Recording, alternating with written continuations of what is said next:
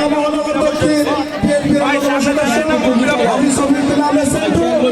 প্রধান অতিথি হিসাবে উপস্থিত আছেন ঢাকা ৭ আসনের মাঠীয় মানুষের নেতা সাবেক যুবনেতা ঢাকা মহানগর দক্ষিণ যুব দলের সাবেক সফল সভাপতি বিএনপির নির্বাহী কমিটির অন্যতম সদস্য সংসদীয় আসন ১৮০ এবং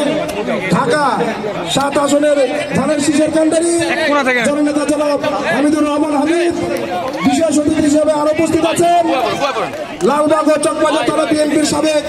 সফল সদস্য সচিব ঢাকা মহানগর দক্ষিণ বিএনপির অন্যতম যুগ্ম আহ্বায়ক ২৪ নম্বর ওয়ার্ড ৪ বারের সফল কমিশনার জনাব আলহাজ মোশাররফ হোসেন খোকন আরো উপস্থিত আছেন ঢাকা মহানগর দক্ষিণ কৃষক দলের সম্মানিত আহ্বায়ক শ্রদ্ধাভাজন সহযোদ্ধা হাজী মোহাম্মদ কামাল হোসেন